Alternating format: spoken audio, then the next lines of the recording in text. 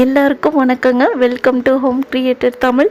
இன்றைக்கி வீடியோவில் என்ன பார்க்க போகிறோன்னா, இந்த வாரம் என்னென்ன காய்கறிகள் வாங்கியிருக்கேன், அதுக்கு எவ்வளோ செலவாயிருக்கு, அதை வச்சு நான் என்ன மெனு போட்டிருக்கேன் அப்படிங்கிறது தான் இந்த வீடியோவில் நீங்கள் பார்க்க போகிறீங்க. நீங்கள் நம்ம சேனலுக்கு புதுசாக இருந்தீங்கன்னா மறக்காமல் சப்ஸ்கிரைப் பண்ணிவிட்டு பெல் ஐக்கானையும் கிளிக் பண்ணிடுங்க. இனி வாங்க வீடியோக்குள்ளே போகலாம்.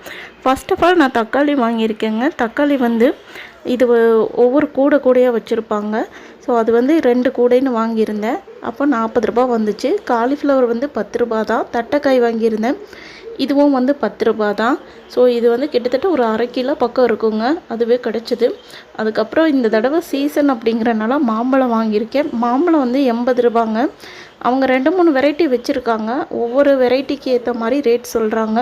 நான் வாங்கினது 80 ரூபா சொன்னாங்க. பொதுவாகவே எனக்கு மாம்பழம்னா ரொம்ப பிடிக்குங்க. இந்த ஒரு பழம் மட்டும்தான் வருஷத்துக்கு ஒரே ஒரு தடவை மட்டும் கிடைக்கும். இந்த சீசன் டைமை யூஸ் பண்ணி எவ்வளோ முடியுமோ அவ்வளோ சாப்பிட்டுக்க தான் ட்ரை பண்ணுவேன். ஸோ யாருக்கெல்லாம் என்ன மாதிரி மாம்பழம் பிடிக்கும் அப்படிங்கிறத கமெண்ட்டில் சொல்லுங்கள், நானும் தெரிஞ்சுக்கிறேன். பாருங்கள், ஒரு இடத்துல கூட அந்த க்ரீன் கலர் டாட் கூட இல்லை. அப்படி நல்லா மஞ்சளாக இருந்தது. சாப்பிடவும் நல்லா அருமையாக டேஸ்ட்டாக இருந்தது. ஸோ அதனால் கண்டிப்பாக நான் இதை வாங்கி ட்ரை பண்ணிட்டேன். நீங்களும் இன்னும் வாங்கலைன்னா வாங்கி ட்ரை பண்ணி பாருங்கள். அடுத்ததாக கத்திரிக்காய் வாங்கியிருக்கேன். இதுவும் 10 ரூபா தாங்க. இந்த வாட்டி 10 ரூபா தேங்காய் கிடைக்கல. 4 தேங்காய் 50 ரூபான்னு விற்றுட்ருந்தாங்க. அதை தான் வாங்கியிருக்கேன். அதுக்கப்புறமா இஞ்சி 20 ருபீஸுங்க. அப்புறமா பச்சை மிளகா 10 ரூபா. உருளைக்கிழங்கு அரை கிலோ வாங்கியிருந்தேன், 20 ரூபா. ஸோ இதெல்லாம் தான் இந்த வாரம் நான் வாங்கியிருக்கிற காய்கறிகள்.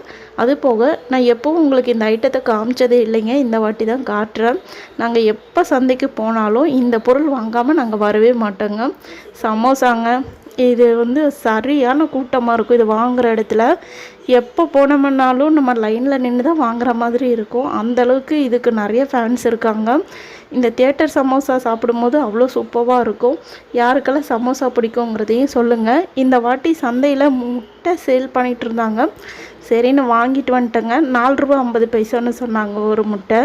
அப்போ 50 ரூபாய் கொடுத்ததுக்கு 11 முட்டை கொடுத்தாங்க. ஆனால் எல்லாம் சின்னதாக இருக்குது. சமோசா, எக்கு, அப்புறம் காய்கறி, பழம், இப்படி எல்லாத்தையுமே சேர்த்து டோட்டலாக 330 ருபீஸ் வந்துச்சுங்க. இந்த வாரத்துக்கான மெனு உங்களுக்கு ஸ்க்ரீனில் கொடுத்துருக்கேன். இதுதான் இந்த வாரத்துக்கான மெனுவாக நான் ட்ரை பண்ண போகிறேங்க. இது வெறும் லன்ச் மெனு மட்டும்தான் இருக்கும். மேக்ஸிமம் காலையில் நைட்டு ஏதாவது டிஃபன் வெரைட்டி தான் செஞ்சுக்குவோம்.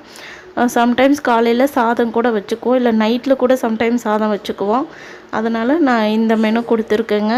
இது எங்களோட சிம்பிளான மெனு. உங்களுக்கு இந்த வீடியோ பிடிச்சிருந்தால் மறக்காமல் லைக் பண்ணி சப்ஸ்கிரைப் பண்ணுங்கள். நம்ம இன்னொரு வீடியோவில் மீட் பண்ணுவோம். Bye friends.